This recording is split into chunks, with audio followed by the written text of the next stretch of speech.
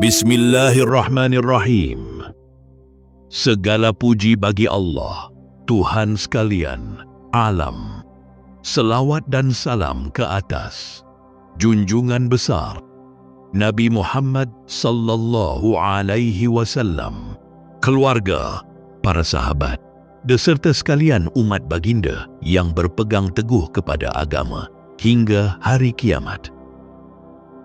Hadirin yang dirahmati Allah, ketika kita membincangkan mencari kehidupan untuk hidup, ia bukanlah sekadar mencari kehidupan duniawi yang bersifat sementara, tetapi mencari kehidupan yang hakiki, kehidupan yang kekal abadi bersama Allah, baik di dunia ini maupun di akhirat. Inilah hakikat kehidupan yang sejati. Ramai di antara kita yang tahu akan hakikat ini, namun sedikit yang benar-benar melaksanakan. Apakah maksud kehidupan abadi? Kehidupan yang sebenar adalah apabila kita sentiasa berada dalam naungan rahmat Allah, menghubungkan hati dan jiwa kita dengannya dalam setiap nafas, setiap langkah, dan setiap keputusan yang kita ambil di dunia ini.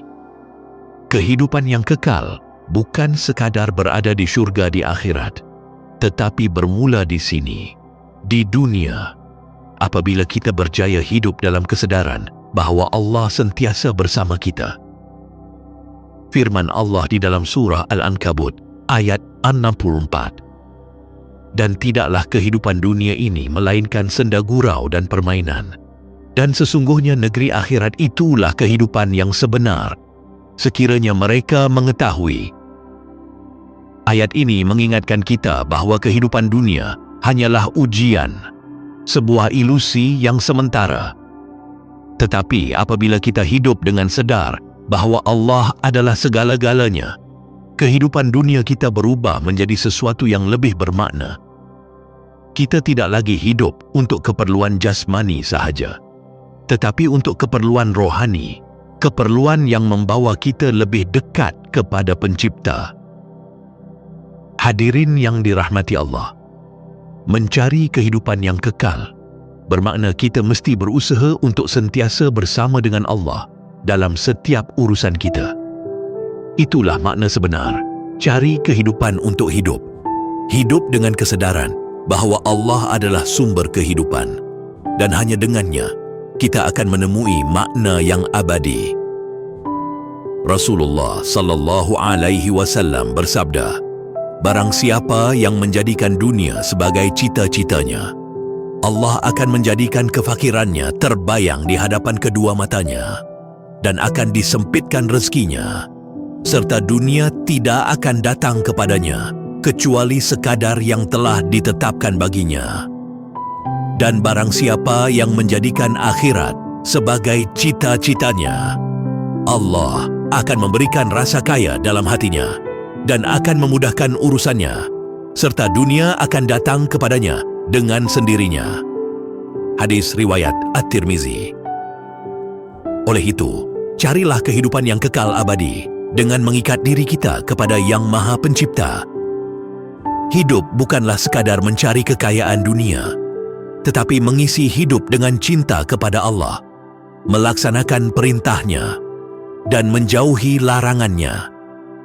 Jika kita menghayati kehidupan kita dengan tujuan ini, Allah akan memberikan kebahagiaan bukan sahaja di akhirat, tetapi juga di dunia.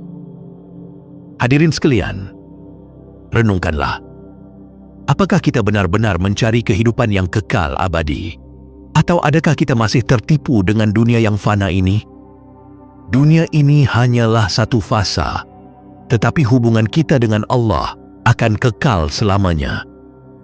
Carilah Allah dalam setiap aspek kehidupan kita. Hidup di dunia ini adalah untuk mempersiapkan diri bertemu dengannya, bukan hanya untuk menikmati kesenangan yang sementara.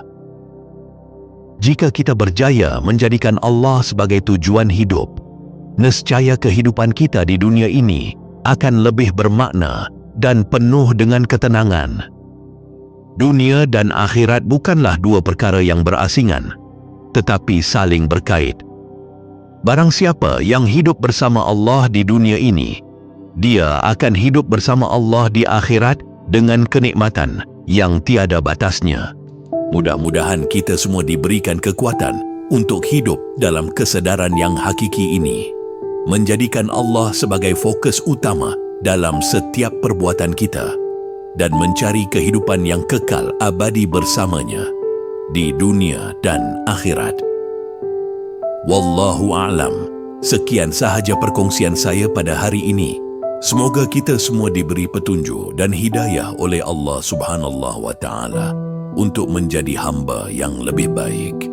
Wabillahi taufiqi wal hidayah.